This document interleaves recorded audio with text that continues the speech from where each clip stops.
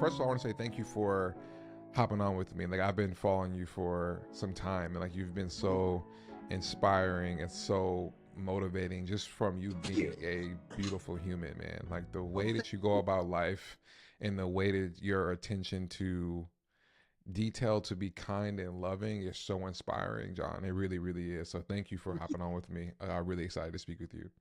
I'm excited for this too. I really appreciate the opportunity to do it.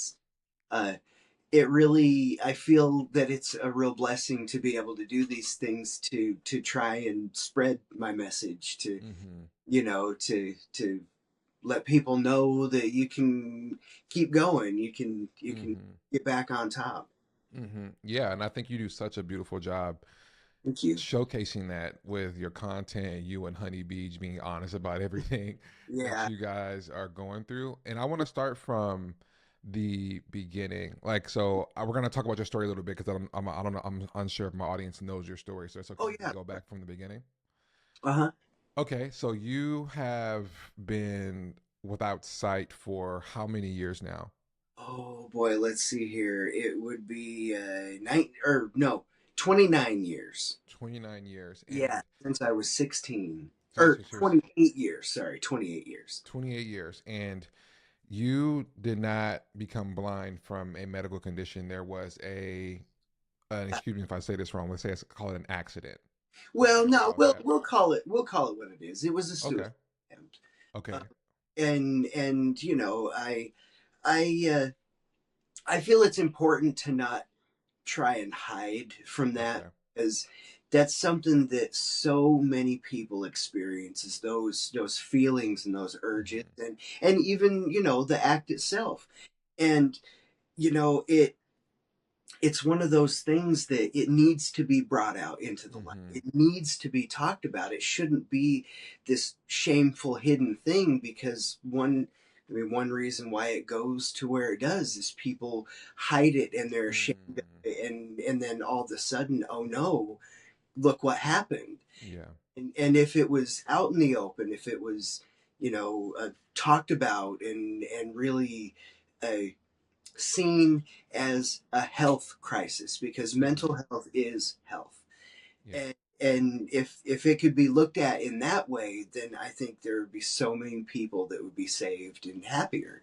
Yeah. I 100% agree with you. And I think that that's with, especially with mental health, because I think, Yeah. for a long time it's been that you really can't be mentally ill. You have to Yeah. like power through it and Yeah. can't make excuses, and you realize that no, it's a literal illness, just like how you get a cold, and there's Yeah. there's there's repercussions from Yeah. not taking care of it.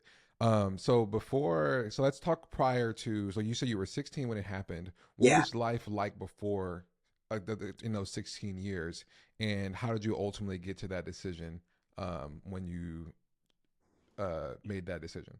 Well, I think a lot of it was, I've always been very anxious, Mm-hmm. and so that caused me to tell myself a lot of things that weren't true, and really just kind of create these stories and stuff in my head. And I know that, I mean, there was some stuff that definitely was, but most of it wasn't. I told myself that my friends didn't really care, or just that I wasn't worth what I was.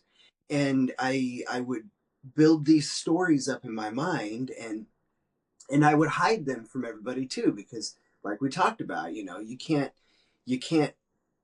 express those things. I mean, as far as socially went, I was a teenager, and you got to be tough and you got to make your mark. I mean, it's a pretty Darwinian environment, I hate to say, Mm-hmm. but I and so I just kind of hit it, and just it just kept building and building and building, and I I just didn't want to do it anymore.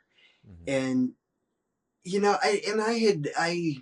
I hadn't really reached out to any of my friends or anything like that, and so I just really don't know what could have or would have changed. And that's also something that should haves and could haves and would haves, you might as well just shoot yourself in the foot every time you say that one of those words. And I try to, and I don't want to seem toxically positive though either. You know what I Yeah. mean? Mm-hmm. Feelings are feelings because that's what makes us human. It's Mm-hmm. you get angry when things make you angry. You get sad when things make you sad. You get happy when you're happy. It's it's what we choose to do with those emotions that make them positive or negative. Mm-hmm. And so it's okay to not be okay. You should experience your feelings. Mm-hmm. And so I I wanted. So when you were feeling at that time, what was Mhm. it? What was it that you were feeling up to that point? Like if you had to name an Well, emotion or a set of emotions or a specific event, or what was it at that um, time?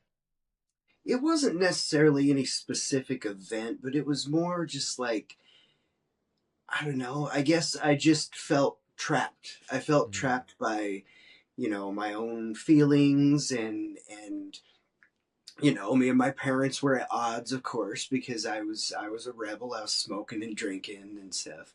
Mm-hmm. And so, I just kind of felt it coming from all angles, and I just didn't want, I was just done. I Mm-hmm. just couldn't do it anymore. Mm-hmm. And so that's why, it happened. Mm-hmm. So when you and John, I'm gonna be completely honest with you. Gonna do my best to be sensitive to the conversation and to your Yeah, story, yeah, um, because I think, like you said, I think it's important to like make make um make light of this because you're someone who got to the other side and yeah, has built a beautiful yeah, life. So yeah. please, if it sounds insulting, I do not mean to sound like I'm Oh insulting no, you or anything. yeah, no, Okay. it's all good. Okay, thank you. So when so the ultimately the goal for you was to be done, Yes, and when you came to the other side and realized, oh, I'm actually not done. I'm still here, and now I'm faced with a new reality. yeah. How long did it take you to realize what your new reality was, not having your sight, and what was that process like up until a transition came on a transition came on a more positive side? Well, in ways, it was positive from the start because I adapted to it very, very quickly and very well, and that helped a lot, because I one of the things I've been really blessed with is an extremely sharp visual memory and imagination. Mm-hmm. So everywhere I had been when I had sight, I was seeing it right in front of me. Like I knew every single step of the way. I could be sitting in a car riding around town with you and pointing at the things that were driving by as Oh wow. it was that sharp and clear of a memory. And so that helped a lot. I was able to, navigate my surroundings pretty well and pretty quickly. And so that helped a lot. I mean, about a month after I got out of the hospital, I changed the rear wheel bearings on my old car by myself. Mm-hmm. That's I had helped my dad do that when I was growing up, and so I remembered everything I needed to do, and Mm-hmm. and I have such a sharp visual imagination that when I want to, like when I'm designing my projects, it's like I have a digital computer design program in my mind. I create the image right in front of me.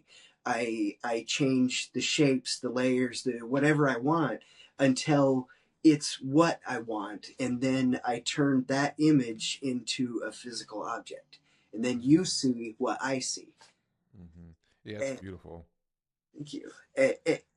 So that helped it, but also there was you know, this really sucks because I can't see. I can't drive anymore. That was one of the things that hit me the hardest. And not Mm. not because it was easier to get around, but I had been driving on dirt roads with my dad since I was 7 years old. I had to Mm. sit on an ammo box for the first like 3 years of driving just to see over the steering wheel. And it was, it was mud and snow and all that kind of the Mhm. fun kind of driving.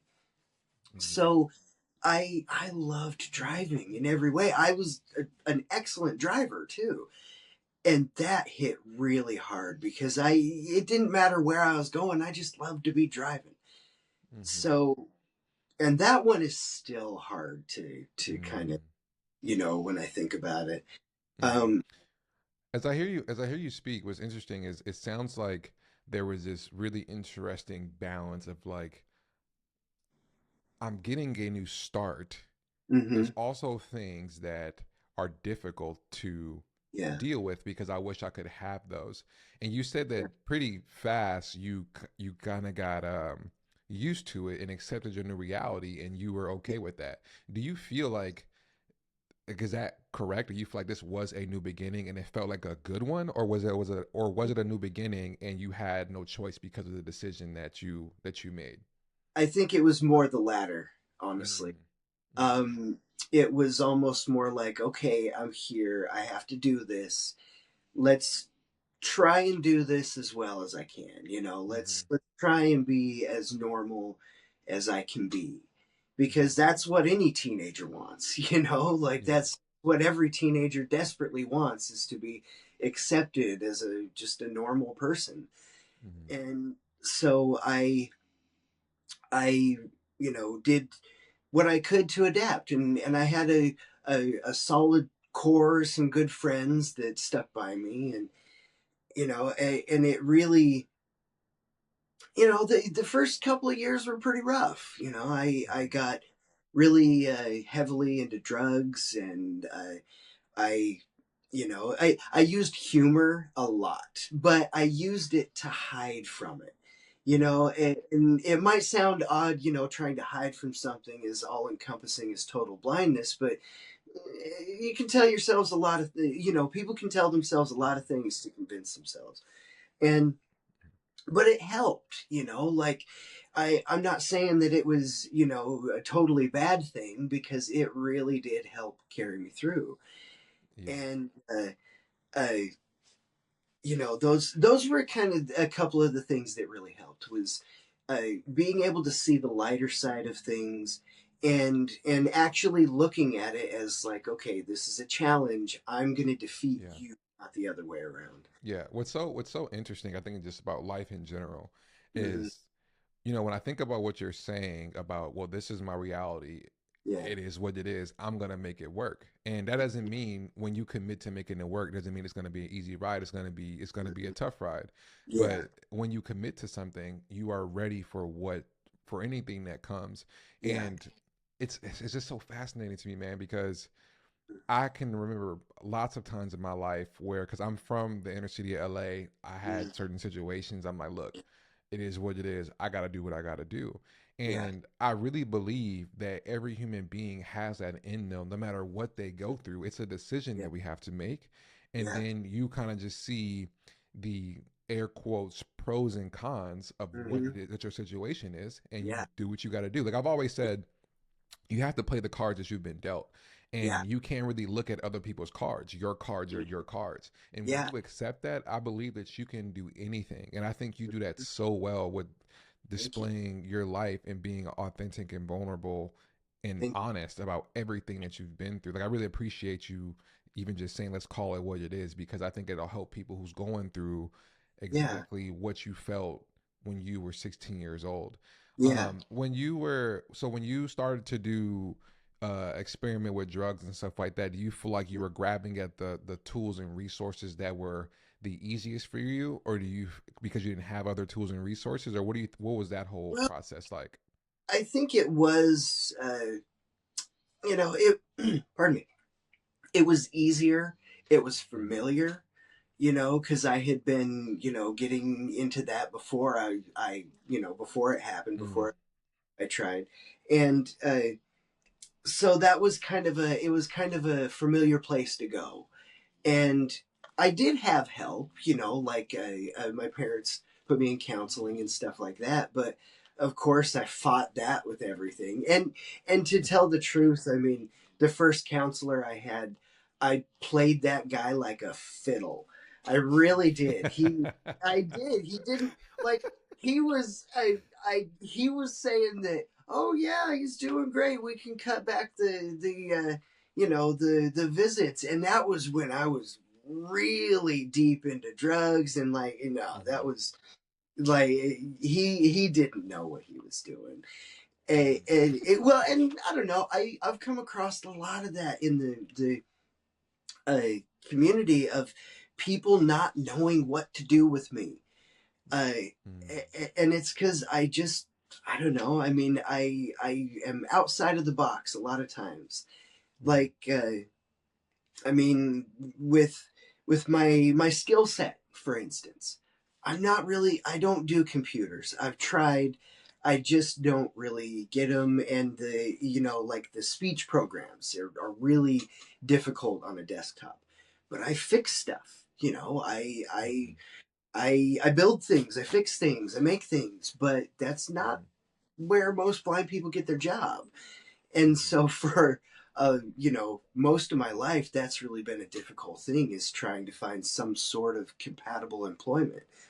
Mhm. But uh But then you eventually found that, right? Like yeah, so you were going through what you were going through. You were yeah, experimenting with drugs, trying to find your way. Like you committed to yeah. like the process to like Well, be live the best life that you can, and then you eventually yeah. went to and you found something that kind of Well, gave you a glimmer of hope, right? yeah, yeah. Well, and there were some steps in between too. I mean, like, when I graduated high school, I moved back to the little town I grew up in because it was, I mean, for one thing, it was a little town where I could walk wherever I wanted to. Mm-hmm. I knew all the people and places and things. And so I got really heavily involved in drugs there. I even got it, I started dealing, and I got caught for that. I got put on probation. I had a felony on my record that I was finally able to get cleared up in 2019. Um, and this happened in Congratulations. 2001. This was, and so that place was just plain trouble for me, and Mm-hmm. I ended up getting a horrible sinus infection, that so when I attempted suicide, I shot myself, and so it completely destroyed all of the sinuses up here, and so the sinus infection, uh, there wasn't any drainage path, and so it like turned into this radioactive monster, Mm-hmm. and I had to have surgery twice. Um, and they were the second time. The first time they didn't get rid of it, and the second time when it recurred, it was 100 times worse. And the doctors, they said they don't have any idea why I was alive, and being alive, they had no idea how I didn't have catastrophic permanent brain damage. Mm-hmm. They said that the only thing they can think of is the scar tissue from when it happened protected my brain. And that was a pretty big wake up call there. Uh, so I went and I moved back in with my parents, and it took a couple of years to get off of. I was really heavily involved in meth. That's what I mean. That stuff is the most evil thing on the planet. It's Mm-hmm. straight from hell, Mm-hmm. um, and it just took over my life. And luckily, I through their help and love and my own stubbornness, I was able to finally get off of meth and get off of probation. And round about the time I was getting off of probation, I wanted to find a job, and so I started working with vocational rehab. And for anyone that's not familiar with that, vocational rehab isn't like drug or physical rehabilitation. It's employment. So they help people find jobs, particularly a lot of times people that are disabled in one way or another, and so they'll help them with equipment and placement and stuff like that. But they also they wanted to make sure that their clients had the skills that they needed to live on their own. And so there was this like 2 month kind of independent living training course they wanted you to do. And one of the classes was woodshop that you could take. And little did I know that when I walked in that wood shop and started taking that class, that it would eventually turn into my profession, Mhm. because that definitely wasn't the direction I went with vocational rehab. They, like I said, they couldn't figure out what to do with me. And so we kind of parted ways. And about the same time, uh, I become really close friends with the woodshop teacher, and he was retiring. So he invited me to come over and work with him in his workshop. So for the next couple of years, that's what I did. We would hang out and build stuff, and we would go camping. But I built a table and three different lamps and some boxes and stuff while we were just hanging out, and really just kind of honed my fine woodworking skills. And then in 2009, he told me, his father-in-law had gone to the piano tuning school up here in the 60s. And uh, Chris told me, my friend Chris, the woodshop teacher, he told me about the school. And I decided, hey, that sounds like it's right up my alley. Um, and so I contacted the school, and they said, I also recontacted vocational rehab, and they got me the support I needed and everything. And I came up here. I moved from Salt Lake City, Utah, where I was living with my folks, up here to Vancouver, Washington, was where I first lived. And it's basically right over the bridge from right over the Columbia River from Portland, Oregon. Mhm. And I started going to the school, and the school mainly taught tuning and just basic repair. And I can admit I wasn't the greatest tuner. I was accurate, but definitely not speedy. And if you're going to be a professional tuner, you got to be able to whip those out. Mhm. Mhm. And but the person that did their rebuilding saw my potential. He saw this table that I had built, and I took a good look at the craftsmanship of it and the joinery and stuff, and they came up to me and said, "Do you want to learn to rebuild?" And I said, "Yes, I do." So I started actually attending extra courses, and that is how I met my wonderful wife and the love of my life, Annie. Mhm. So it was the second year I was there. It was in July, and she was there painting a piano for a fundraiser that they did every year. And she's a extremely talented artist herself, paints, sculpts, all kinds of stuff. Um, and so she was painting a piano in the same workroom where I was working on a different piano. And of course, I walk in, and the first thing I do, hand in the wet paint, like an iron bar to a magnet. And luckily, she was just priming. I didn't poke out Mona Lisa's eye or something. And we got to talking, and basically spent some time together. And she called me. She asked me out because I am not brave when it comes to talking to the ladies. Never had been. And so she called me, and I told her, hold on, I'm busy at the moment. Can I call you back? And what I was busy doing was trying to figure out something I could do that was free, that didn't look like I was trying to do something for free, because I was Mhm. broke. Mhm. But luckily, I had this garden plot that a friend and I were renting at a local community center, and a huge patch of peas that needed to be harvested. So I knew that she was into that kind of thing. So I called her back and said, "Hey, do you want to go to my garden and help me pick peas?" And it was the perfect date, and we ended up getting married in front of that same garden patch 3 years later.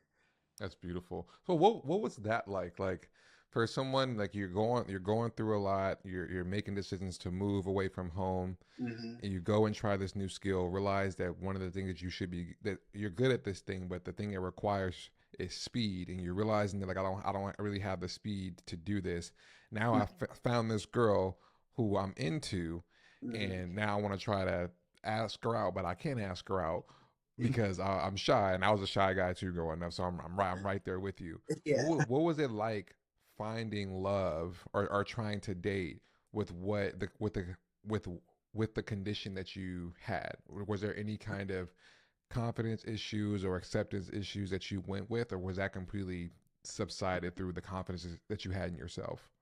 I don't know. I mean, it was wonderful to have companionship. That's for sure. It was Mm-hmm. great to have found my person, Mm-hmm. and it wasn't, it wasn't all magic and sunshine from the start. Mm-hmm. We had some adjusting to do because she had never been pardon me, involved with a blind person, Mm-hmm. and and I knew that that there are certain unexpected aspects that come up in a relationship like that, and it's part of human nature. Like Mm-hmm. I know that, and this is I mean, and I don't mean to like talk bad about anyone or anything like that, but something I've run into with my girlfriends is it bothered them that I could not see them and tell them how pretty they looked. And I'm not saying that they were vain or anything like that. Like I presented this even to some really good friends of mine that are female, and when they really sat down and thought about it, they said, that would take some getting over. And Interesting. it's a That's so societal. interesting. Yeah, yeah, and it's a societal thing. It's not necessarily a personal thing. And it's, Yeah, that's what's so fascinating to me. Like you're yeah, telling me the story, I'm like, I mean, in my head, I'm like, I mean, you know what you signed up for. You know what I mean? It's like I can't see, and I'm incapable of doing that. But I think your soul is beautiful. I think you're beautiful as a person, and that's not good. And I guess that's not good enough because of, like, I wonder, is it a primitive thing that I think it's they were looking for? I honestly think Mm, it's the societal obsession with beauty or fitness or whatever it is. It's an mm, ingrained thing, particularly for women, and that's not cool. You know what I mean? But it's mm-hmm, also something that is so ingrained that it's not you don't even notice it's there until you're confronted with it, until you're faced mm-hmm. with it. And I mean in the situation of a Yeah. blind said, and Mm-hmm, and so that definitely, and also like I need more help than your average boyfriend or husband would. mm-hmm, I break things a lot more than your average boyfriend or husband would. mm-hmm. And Annie, like she said that she had to come to terms with that, but eventually we just kind of started laughing about it. And Mm-hmm. I've spilled gallons of whatever liquid you can possibly name Mm-hmm. in my years of being blind. Mm-hmm. Um, and it's just it's just something that we always say, oh, it's always an adventure, Mm-hmm. and so there are aspects that take adapting to when you're in a, call it, a mixed ability relationship. Mm-hmm. And and Annie, she has her own health problems Yeah. too, and so we help each other out. She has a hard time getting around, and I can't see, and so she'll look for me and I'll move for her. Mm-hmm. And it works out really good that way. um so it there were definitely some growing pains, but we we love each other, and so we stuck it out. Mm-hmm. And we we were able to work through those things. We were able to work past those things. Did you ever feel like love was something that you were going to be able to obtain, given like what women told you in the past about not being able to see them? Honestly, I didn't know what to think about it because I was so shy, I didn't know how to even strike up a conversation. Not to mention, I don't even know someone's there unless they're talking to someone else, and then I have to go horn in on their conversation. Yeah. You know what I mean? Mhm. So Mhm. there was really no graceful way for me to approach somebody. And I kind of I was really sheltered in a way too, because like I when I moved back to the town I grew up in, I was sheltered there because I didn't really have to go outside my comfort zone. I was just I was there with my friends and doing the things I was doing. And then when I moved to Salt Lake City, I I didn't know what to do because I didn't really know of any like community things to go and do because I my family's Mormon, but I'm not. And so I just didn't think I would meet someone that I would connect with at like a Mormon gathering or church. Mhm. And so I didn't know what to do. And so I just kind of like went I don't know. I just kind of went through life, and not to say that I was miserable or anything like that. I had a great time living with my parents and woodworking with Chris and stuff. I love to. I mean, I don't know if it's politically correct to say this or whatever, but I love target shooting. Always have. Mhm. Um, and when I was living with my parents, I was reloading. I reloaded thousands of bullets every year, and it was five different types. And I loved it because I love science. And to me, it was an ongoing science experiment. You experiments with different types of powder, different amounts of powder, different weight slugs, just I was into the science of it. And we wouldn't just shoot paper targets, we would, shoot into like banded up phone books and stuff like that to test the actual ballistics of it. Mhm. So that's why I was into it, and just like Mhm. and so that was tons of fun. I even molded the slugs some of them myself with a melting pot and molds. Mhm. uh, and so It seems that like everything you do, and this is why I was super excited to speak with you, is everything you do is intentional. And what you decide to focus on, whether it's love or target shooting or woodworking or whatever it is, you seem to always be like, if I'm going to do this, I'm going to give it my all. And you seem have to have gotten this confidence in yourself that makes you decide to go after that thing. Do you feel like confidence is something that you did you get confidence because of the incident that happened and you had to build it? And do you feel like confidence is something that needs to be shaped or you just have it? I think I did build it. I mean, because Mm-hmm. I know I definitely had confidence in myself in certain ways, but definitely not the confidence I needed in myself.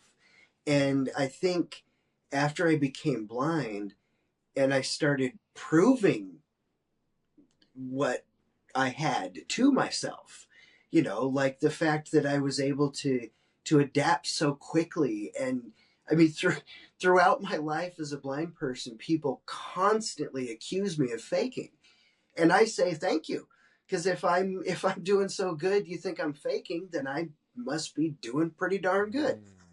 And so I just I tell people thank you, Mm-hmm. and that definitely gave me a lot of confidence. And honestly, walking around and stuff, some of the things I did in Craig might be classified more aptly as foolhardy than confidence. It's that's a whole other story in and of itself. Yeah. Um, but yeah, I think it did help me build confidence, and I think confidence is something that can be built. I not it's not just. I mean, some people it is just in you, but other people need to work it. You know. Hmm. How would you say somebody can work it? Like I'm thinking about you literally. restarting and having to build confidence from ground zero at 16. And it sounds like you had to prove yourself right. And also, when people tell you that you're not who you say you are, and you know that you are, it Yeah. sounds like that's what built the confidence for you. Yeah. So walk me through that. Like, do you think confidence is proving yourself right and not caring what other people think? Because I would think that you would feel like I gotta prove to them that I am not faking it. But for you, you use that as validation to be confident in yourself. Yeah. I think it really something that would help people to gain confidence. I think is like think of something that you really like to do, whether it's art or gardening or something that you really enjoy doing, and you don't even necessarily have to be all that good at it, but do it a little bit and see try it out, like a work on it a little bit more and show yourself that you can do something. And then when you've convinced yourself, hey, I'm actually a fairly decent, or even I like what I'm doing and I don't necessarily care if anybody else likes what I'm doing. That's something that well, and that's really hard to get to.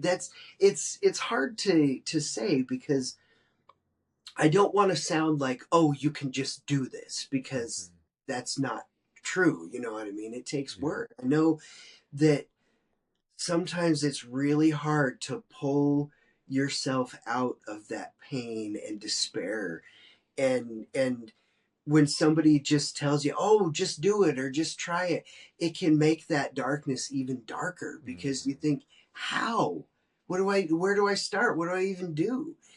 And I think the first part of that is to start anywhere, Mm-hmm. anywhere at all.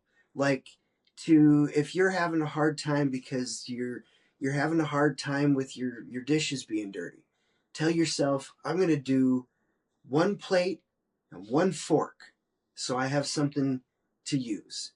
And then maybe once you've done that plate and that fork, you decide, maybe I'm going to do another plate and a spoon. Mm-hmm. And you try it, and I something I love to tell people is put a flag on every victory. It doesn't Mm-hmm. matter how big or how small. Put a flag on that victory and claim it as your own. And I really feel like that's important to help you gain your confidence. Is any victory at all, tell yourself, I did it. Mm-hmm. That's beautiful, man. And I think you're 100% right with the flag. I'm gonna 100% take that from you. I didn't. I've never. I can like visualize that flag going on every little victory that I have, because I think that that's where confidence comes from. It's not proving people wrong. It's proving yourself right. It's the Yeah. internal battle of, Yeah. I want to do this. I don't think that I Mhm. can, but I'm going to try. And when you Yeah. break it down into like little micro, I learned this from a friend. Yeah.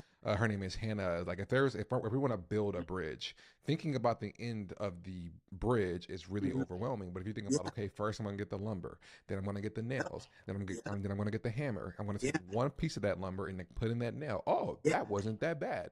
Now Yeah. you have the confidence, and next thing you know, in a couple of weeks, you may have a bridge. And I think Yeah. putting those little victories on Yep. baby steps within that end goal is Yeah. 100% right. I think you Yeah. said that exactly right, because I've experienced that in my own life where Mhm. things can feel really overwhelming until I Yeah. break it down into micro steps. And Yeah. now I'm like, next thing you know, it's done. And I'm like, what's Yeah. next? And then Yeah. I'm building confidence in that, right? Yeah. Yeah. That bright light of the end goal can totally blind you to what's in between. And it 100%. can also like wash it out so much that it seems impossible. Mm-hmm. Mm-hmm. And even like, and this might sound kind of odd, but also don't let your mentors discourage you.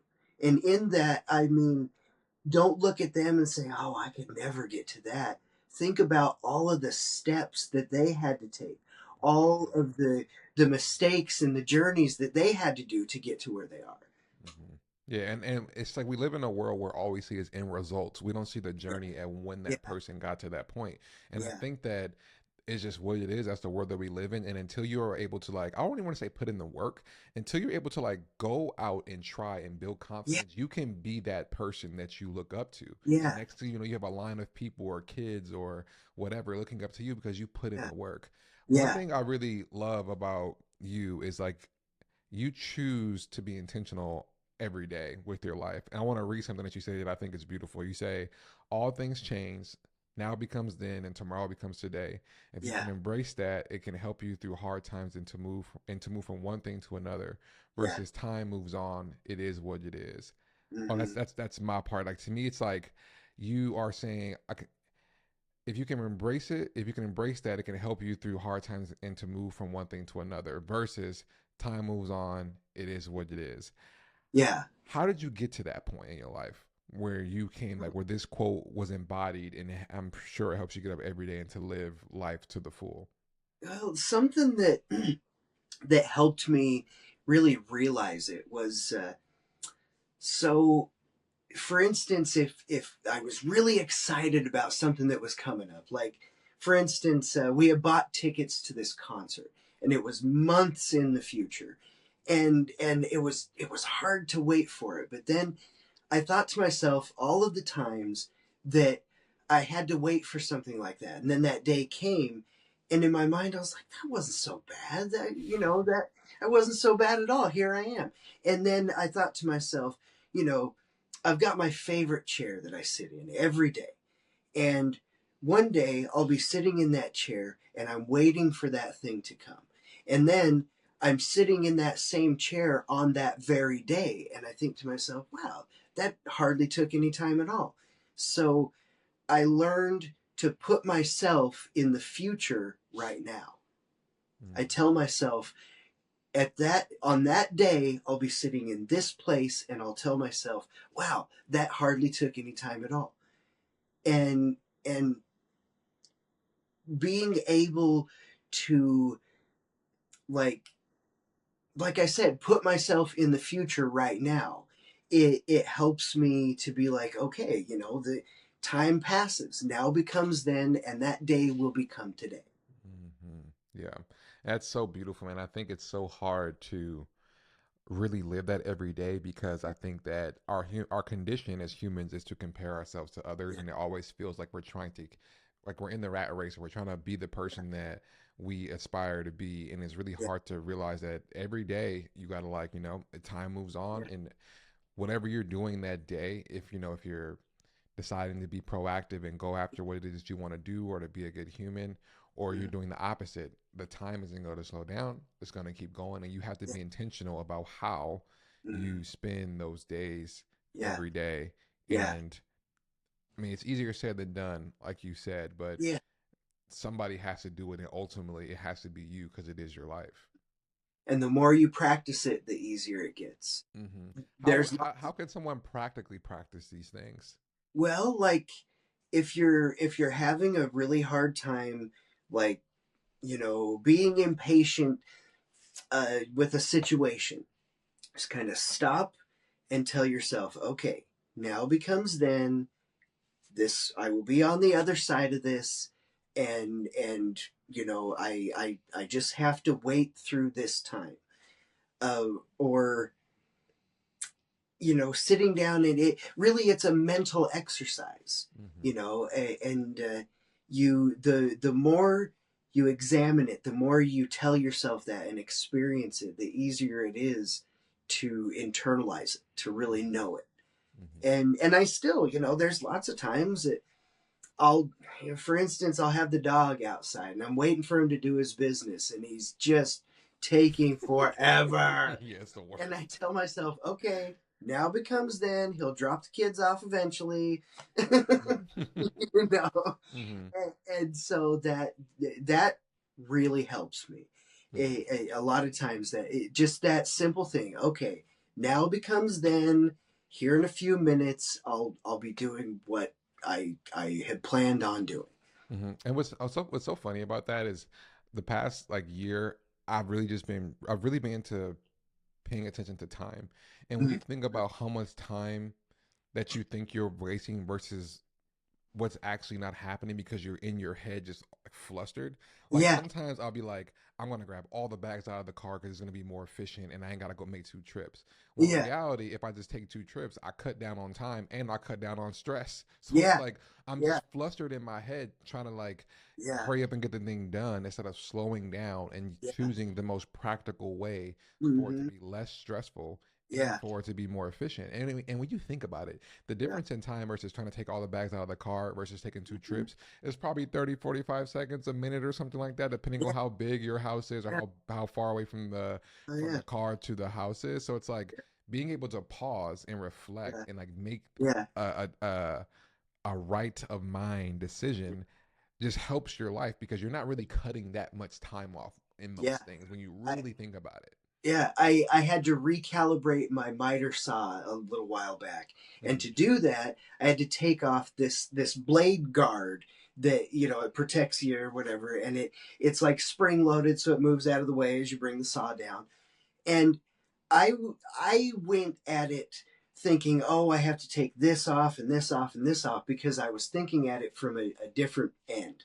Mm-hmm. When really, when I was putting it back together, I realized all I had to do was remove one screw and loosen another one, and I could have just swung the whole assembly out of the way. And instead, I had to like put this spring back and all kinds of just, it was a pain in the butt. And it took me like an hour Mm-hmm. when it would have taken me about 45 seconds if I Yeah. had just stopped and been like, okay, let's look at this from a different angle. Yeah, and I think that's so important. Like being able to look at things from different angles with a calm mind is so important. And I Yeah. think that you showcase that, you and Annie showcase that all the time with when you're going through the ups and downs of the woodworking. Like I remember watching a video when you were I don't know the term, but you were spinning something and it fell off and I can Yeah. tell how frustrated you were, but you Yeah. ended up solving it and like you made something happen with what you had. You flipped the bowl around and put the plate on Yeah. that side, and you made it work. And I think that these things always are going to come in our lives where Mhm. you have to be able to step back and evaluate and be patient and Yeah. not rush it because I think you have just a better state of mind and a better way to live Yeah. that I think everybody is striving for. Yeah, and not to say that I didn't stomp my foot and cuss. I let the fates know how I felt about it. But Mm-hmm. after I did that, I was like, okay, you know what to do. Just simmer down and do it. Mm-hmm. Mm-hmm. Yeah, and I think that like that's the that's the key is like simmering down and then doing it because I think you build Yeah, confidence in that way. Are able to put those, you're able to notice the little victories and put those flags on those little victories. And yeah, next thing you know, you're carving out this life that you really, really want. And I think that you have done that for yourself and you've done it in a way that is yours with every decision that you've made, whether however you want to look at it, good or bad or hard or easy, whatever, however you want to package it, you've done it. And yeah, I admire the way that you yeah. share it and what you do. Your work is beautiful. Like I'm Thank gonna you. have to get me something at one point, especially one of those bowls. I don't. That's another thing. Like when I watch you do your woodwork, and I Mhm. know for you it's a feel thing now. I Yeah. remember you. I remember you saying that you could even hear Oh like when yeah. the wood is changing and just Yeah. to see how I even think it's fascinating how your visual brain and how Mhm. your brain works, how that is still working to this day when you haven't been able to see in 28 years that now that the smell and the touch and the feel of it and the Mhm. sound of it is what ultimately helps you be able to shape that Yeah. your piece. Well, and I definitely have to say one thing. I haven't carved this life out alone. Mm-hmm. Like Annie she's been such a huge part of this journey, and like she's helped me so much to become the man I am today. Mm-hmm. And I mean, like she does all of the social media stuff. She does all the business, all the everything because I don't know how to do it. And she's great at it. Mm-hmm. And also like to have her love and support, and she's just such a wonderful person, and my family, and like I didn't do this alone. I most certainly did not carve this life out alone. Mm-hmm. It was a huge part of me and who I am, and how I've done things, but definitely I am not an island, Mm-hmm. and Mm-hmm. and and as far as the visual part of it goes, there's something that I experienced that has been a great benefit to me. Also, it's called Charles Bonnet syndrome, and what that is people that have had sight and become blind. There are it's visual hallucinations created in the mind, and they're so uh, I see colors and shapes, and they're like constantly moving around and stuff. But because of my visual imagination, that's kind of given me like a backdrop. It's almost given me like a canvas or a wallpaper to put the visions over the top of. And that has been a huge benefit to me. And I'm very grateful for that too, because I'm there's only about 3 to 5% of people that experience it, that not only are not concerned by it but can actually use it to their benefit. Oh wow. Most people, it's terrifying to a lot of people. They think they're going crazy, Mm-hmm. and so they'll hide it, and a lot of times people see like really terrible images, and it's uncontrollable. You can't, like the Charles Bonnet stuff itself, those images, I can't control those in any way. They're just there and they do what they do. Mm-hmm. And some people see like demons, or like rotten trees, or people with deformed faces, and Mm-hmm. just like stuff like that. And so for some people, it's very disturbing in many ways. So I feel very grateful that it's not that way for me. Praise God for that, man. That's Yeah, awesome. Like that is awesome that you got the positive sides of Charles Bonnet, and yeah, I'm sure that can be really really yeah, scary for people who see the opposite of that, especially if you can't control it. yeah. Um, so with this condition of Charles Bonnet, like when you say you see shapes and colors, Hmm. explain. Can you explain that to me a little bit? Yeah, so like the background, like my full field of view, you could call it, is mainly red with black speckles, kind of like the way a snow on a TV screen. Okay. Um, but it's not quite as sorry about the dog. It's It's not okay. quite as random, and it's a little bit slower, I guess you could say. But Mm, it's still that kind of like flowy kind of, uh, I don't know what you call it, but that's what the background is. And then in the center of my vision, there's these like kind of blobs of blue that kind of come and go and move around, and then some like star shapes and stuff like that. So the background is fairly random, um, but that's good. You know what I mean? It's very kaleidoscopic. That's a good okay. word. Okay. Okay. Very Okay. kaleidoscopic, and like when you close your eyes and push on them, Mm-hmm. that's the kind of stuff I see. Mm-hmm. Yeah. Wow, that's amazing. And when you work on the when you do the woodworking, does it change as like does the kaleidoscope change? Well, so I see an image over the top of that. Like I it's hard to say. It's almost like I'm seeing through that. Mm, Um, where like where it's almost like I'm seeing it through a mist, or it's hard to describe. It's mm, something I wish I could show to people because it's fascinating. mm. Um, but I really do like as I'm making my project, I see what I'm going for. I see what I have to take away physically, in my mind, and then as I feel it with my hands, and I'm really good at turning that touch into a sight. Wow. That is amazing. That is amazing, man. Thank Well, you. thank you for sharing that. Like I was really interested how that worked. I knew like I knew that you had a workflow, and I was fascinated by the workflow because you and Annie's collaborations, your own work, it comes out beautiful. And yeah, it's beautiful work. And where can people find your work? Well, if you look up the Blind Woodsman, you can find all of our stuff. But you can also go to furnissstudios.com, and that's F as in Frank, URNISS studios.com.